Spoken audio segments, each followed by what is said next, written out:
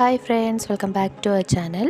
Resin work ചെയ്യുന്നവർക്ക് വളരെയധികം helpful ആയിട്ടൊരു വീഡിയോ ആണ് ഇന്ന് ചെയ്യാൻ പോകുന്നത്. അപ്പം അതെന്തെന്ന് നോക്കാം.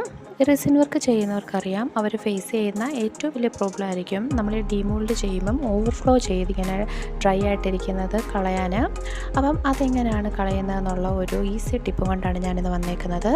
ഇത് പലർക്കും അറിയാമായിരിക്കും, എങ്കിലും അറിയാൻ വയ്യാത്തവർക്ക് വേണ്ടിയാണ് ഈ ഒരു വീഡിയോ ചെയ്യുന്നത്.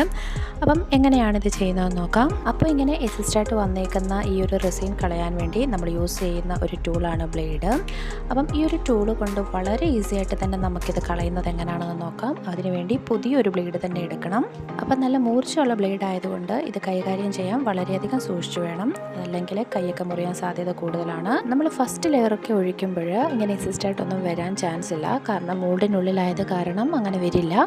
എപ്പോഴാണ് ഇങ്ങനെ വരുന്നതെന്ന് വെച്ചാൽ നമ്മൾ നെയിമൊക്കെ ഒട്ടിച്ച് കഴിഞ്ഞ് ലാസ്റ്റ് ലെയർ റെസിൻ ഒഴിക്കുന്ന സമയത്താണ് ഇത് ഓവർഫ്ലോ ആവാൻ ചാൻസ്. അപ്പം നമ്മൾ എന്ത് ചെയ്യണമെന്ന് വെച്ചാൽ നല്ലൊരു മൂർച്ചയുള്ള ബ്ലേഡ് എടുത്തിട്ട് ആ ഓവർഫ്ലോ ആയ ആ ഒരു ഇതുപോലൊന്ന് കട്ട് ചെയ്ത് മാറ്റണം. അങ്ങനെ കട്ട് ചെയ്യണമെങ്കിൽ 24 ഹവേഴ്സിന് മുൻപ് ഒരു 12 ഹവേഴ്സൊക്കെ ആകുമ്പോൾ തന്നെ നമ്മളതൊന്ന് നോക്കണം. അങ്ങനെ ഓവർഫ്ലോ ആയിട്ടുണ്ടെങ്കിൽ ഒരു 12 ഹവേഴ്സൊക്കെ കഴിയുമ്പം വേണം അത് കട്ട് ചെയ്ത് മാറ്റാൻ. അപ്പം ഈസി ആയിട്ട് അത് കട്ടായി പോവും.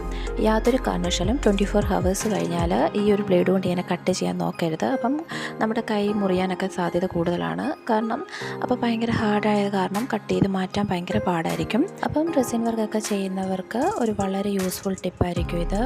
നമ്മളെപ്പോഴും ഈ ഒരു കട്ട് ചെയ്യുന്ന ടൈം എന്ന് പറയുന്നത് ഒരു 12 ഹവേഴ്സ് കഴിഞ്ഞിട്ട് മാത്രമേ ആവാവുള്ളൂ. അതിന് മുൻപും അതിന് ശേഷവും എടുക്കാതിരിക്കുക. ഒരു 12 ഹവേഴ്സ് 13 ഹവേഴ്സൊക്കെ ആകുമ്പം ഇങ്ങനെ കട്ട് ചെയ്താൽ അത് ഈസി ആയിട്ട് കട്ടായി മാറും.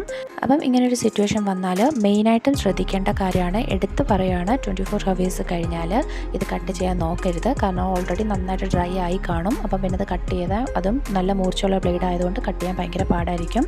അപ്പം ഇന്നത്തെ ഈ ഒരു വീഡിയോ ആർക്കെങ്കിലുമൊക്കെ യൂസ് ആവുമെന്ന് വിശ്വസിക്കുന്നു. അപ്പം ഈ വീഡിയോ ഇഷ്ടമായി കഴിഞ്ഞാൽ ചാനൽ സബ്സ്ക്രൈബ് ചെയ്യുക, കൂടെയുള്ള ബെല്ലൈക്കനും ക്ലിക്ക് ചെയ്യുക. താങ്ക്